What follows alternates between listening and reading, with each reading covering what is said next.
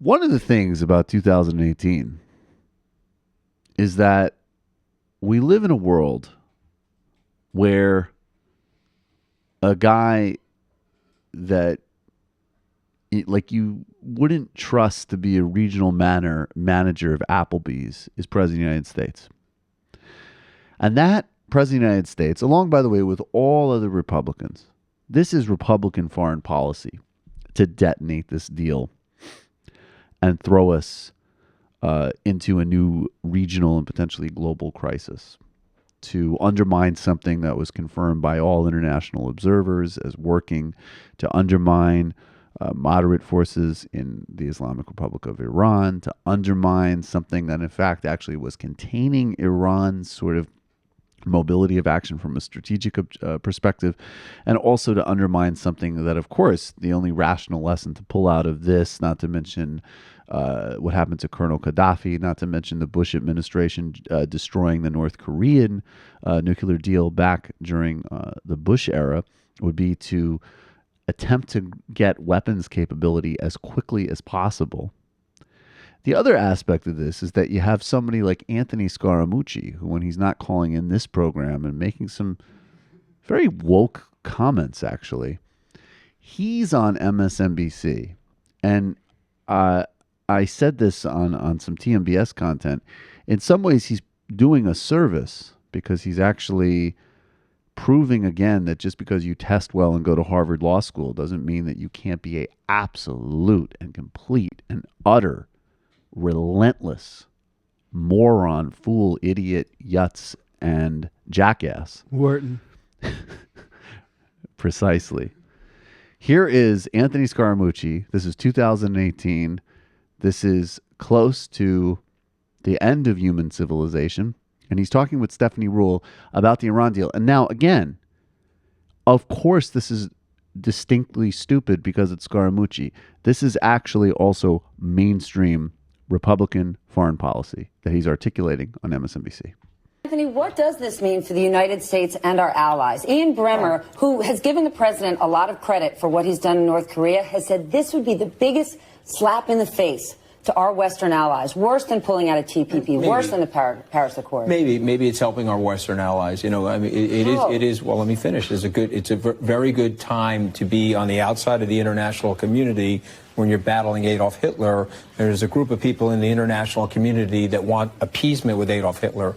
And if you go back to 1938, when they marked the appeasement, it wasn't peace in our time. We ended up with a devastating war that killed almost 100 million people. And so maybe the president is actually helping the allies by being the tough cop on the block that's going to impose something on Iran that is, going to topple that regime.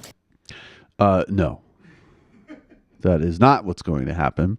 And again, it bears repeating that, of course, in some ways, it is perfect that it's Trump and Scaramucci and all these people that really, they're as stupid as the arguments themselves that the neocons and the Republican foreign policy establishment make. Now, first of all, a mid-tier regional power who, in fact, has some synchronized interests with the United States with regards to specific types of Salafist terrorism is not the same as a European continent conquering monolith with a axis of actually genuine global aspirations of domination, right? So slightly different. And there's also no even Iran engaging in a proxy war in Syria is not analogous to invading Poland, Czechoslovakia, right? So besides the obvious things, then there's the reality that even if you wanted to do another delusional comparison, but a slightly more accurate one, the Soviet Union, yes, Reagan talked a lot of mess about the Soviet Union and they're an evil empire and so on and so forth. He also regularly negotiated arms control agreements with them. So there's no metric by which this is anything other than a dangerous joke. And I want you to hear Anthony Scaramucci saying that because I don't know who's going to say it. I think people in the sort of, faux, never Trump, quote unquote, intelligentsia are hanging back on this one. But Bill Kristol and David Frum and all other members of the Neocon hawk establishment who helped lie and push for the invasion of Iraq, who undermined the ability of transformed and detente relationship with Iran back in 2003. This is their perspective, stripped of pretentious historical comparisons and, geostrategic verbiage and nonsense. That's what they have. Iran is like Hitler and stuff. So, like, this could be better. It's not going to be better. It might be better for a far-right Israeli government. It might be better for Gulf states fighting to maintain their hegemony. And it might be better for, potentially, certain parts of the arms sale market and for appeasing Trump's ego and also, most importantly, opening up Sheldon Adelson's coffers. But this is an absolute catastrophe from a security perspective. The Iran is Hitler thing it shows why they like to focus on ideas, because only the sort of murderous ideology canard is it's the only valid comparison you could possibly make. Because if you actually talk about history or industrial power or war power, or where they are in Europe, comparisons are just not there. Well, right. That's why all of these idiots love what if Iran controlled the world? What would they do? Well, it's like, okay. Wasn't aware that we were playing fantasy football, or maybe more to the point, Dungeons and Dragons. We're actually dealing with actual global issues here and actual institutions. And of course, all U.S. The hype around things like, Obama said there was a red line and he backed off of it. That is significantly exaggerated by the types of characters that go and pontificate on TV.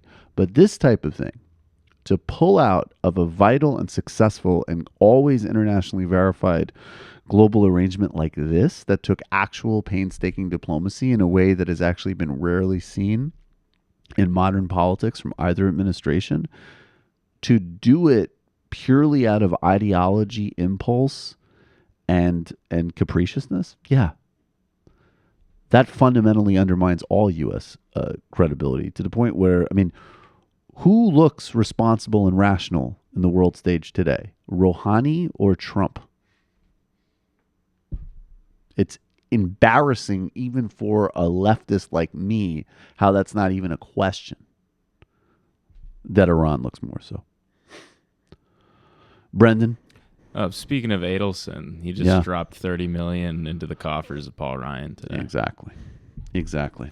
3 times as much as he did in 2016, folks. So this is all very real and moving in that direction. I have no doubt that part of the subtext of this is getting people like Adelson excited to dump money into some tough midterms. But of course, there is something much more important happening in the world today than the undermining of the most successful diplomatic breakthrough of the modern era, arms control, soothing the Middle East, establishing a new relationship between the United States and Iran, cooling tensions everywhere from Yemen to allowing Gaza to not be an open-air prison anymore.